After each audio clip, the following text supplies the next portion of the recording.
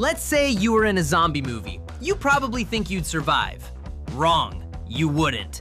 Not because you're weak, not because you're slow. It's because zombie movies don't run on common sense. They run on rules. Illogical rules. Rules that mark every single decision a walking death sentence. And today, we're exposing every single one. This is the 10 stupid rules of every zombie movie. Make sure you stay until the end and tell me honestly, are you surviving the apocalypse?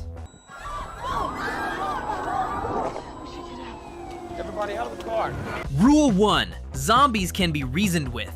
Every zombie movie needs one person who sees someone growling, twitching, covered in blood and thinks, I need to get closer to that Patrick Bateman-looking person. No, brother, that person left about 12 minutes ago. Like, I get it. If my mom came home looking angry, I just think I forgot to defrost the chicken. But that is not what we're dealing with here.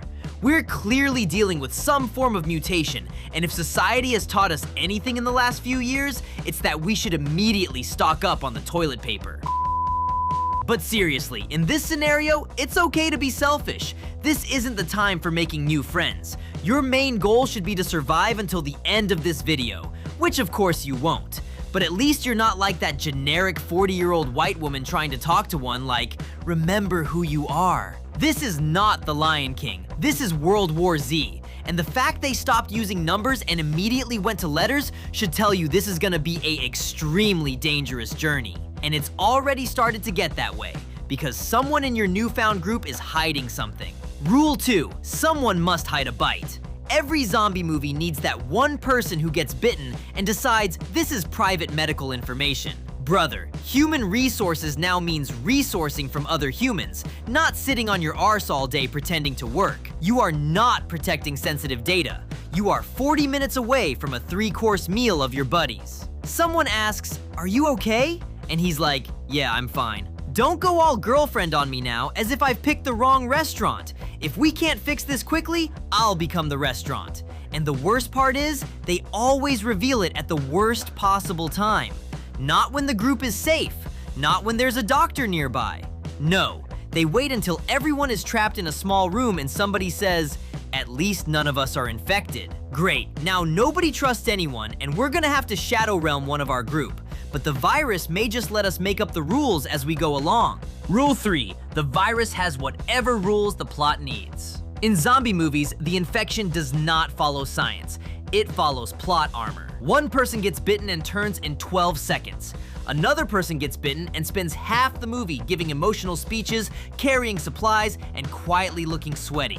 Make it make sense. Sometimes a bite turns you. Sometimes a scratch turns you. Sometimes zombie blood gets in someone's mouth and everyone just agrees to forget that happened. Damn, maybe we shouldn't have skipped the zombie terms and conditions. A scientist will show up like, the infection attacks the nervous system. Okay, great. How long do we have? Could be seconds, could be hours, could be days. So you don't know? No, but I do have a temple made out of bones if you want to see that. And this is where the group starts panicking, because now nobody knows what counts. Is it bites? Scratches? Blood? Air? Eye contact? At this point, the virus is not spreading, it's improvising. If there's anybody out there, anybody, please, you are not alone. Rule 4, the cure is always 600 miles away. This is where the group realizes there might actually be a cure. Great news, humanity has hope. Bad news, it is never nearby. If you're in Europe, it's in another country. If you're in America, it's in another state. If you're in Australia, well, you've got bigger things to worry about. And somehow, everyone instantly agrees to this plan. Nobody questions anything. It's just like, okay, let's get our hiking shoes on and go into the lawless world of zombies and mercenaries. Why didn't they just fly? But now we've got a plan, we need a leader. Rule 5, the group must follow the worst leader. Because every zombie movie group needs a leader. And naturally, they never pick the doctor. They never pick the calm person. They pick the angriest man in the group, the guy with the shotgun, cargo trousers, and severe bipolar. Because nothing says leadership quite like fear-mongering. He can't navigate. He doesn't know how the virus works. To be honest, he doesn't know how any science works. But he did shout the loudest in a car park, so congratulations. He's now Prime Minister of the Apocalypse. And every decision he makes is terrible. We take the shortcut through the abandoned hospital. Brother, the abandoned hospital is where side characters go to become statistics. But nobody challenges him. They all just follow along like, he seems confident. So did Game of Thrones Season 8 writers, and we all know how that ended. Best season ever! But with a terrible leader, a cure 600 miles away, and half the group already traumatized, there's only one thing left to ruin the journey: the fuel gauge. Rule 6, the group always runs out of fuel. Every zombie movie eventually stops being about survival and becomes a petrol station side quest. You've got zombies outside, a cure 600 miles away, half the group falling apart, and now the biggest enemy is diesel. Nobody thought to fill the tank. Nobody brought a spare can. Nobody siphoned fuel from the 400 abandoned cars just sitting there on the road. No, they suddenly only just noticed the dashboard saying empty when there's a teardrop of fuel left. How convenient. Then someone looks and says, "We're out of gas." Brilliant! Sherlock Holmes is in our group. But now they're here, and clearly the fuel situation won't be a 2-minute job. It's probably wise to bunker down and rest for the night. Nothing can go wrong anyway. No, seriously, because Rule 7 is survivors don't make any noise in their sleep.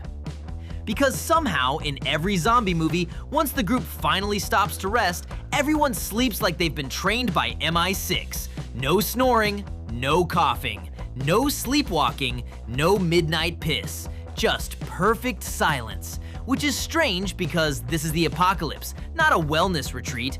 Apparently, the apocalypse cured sleep apnea and turned everyone into Ezio Auditore. But the silence never lasts, because just when everyone is finally resting, someone hears something outside. A stick breaks, a scrape, a noise in the dark. And suddenly the group has to run, which is bad news, because Rule 8 means business. What happened, Rick? I thought you weren't the good guy anymore. Ain't that what you said? Even right here, right now, you ain't gonna fight for him. I'm a better father than you, Rick. Rule 8, the slow zombies unlock cardio when needed.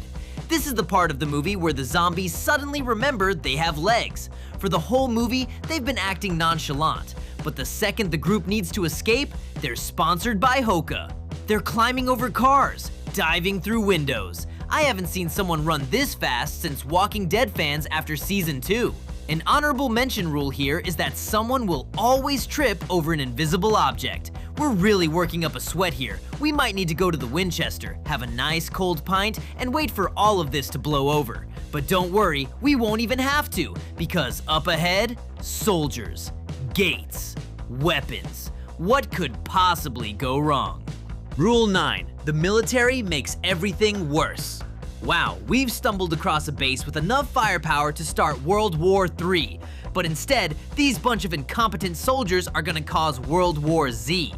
It doesn't matter how many Sun Tzu quotes you read, everybody's got a plan until they get punched in the face. Yeah, we're behind 3 sections of walls now and can hear covering fire going down all around. But there is one thing nobody has thought of: the highly convenient side door that bypasses every security step we've built up. I need to find the architect of this facility so I can personally throw him over the edge. Too late, the zombies are in and screams can be heard everywhere. Luckily for us though, plot armor has come to save the day. We managed to escape out the back in a military jeep, looking back on flames and turmoil after a near miss. A few hours later, as the sun rises, we finally see it in the distance, the legendary safe zone, the promised land.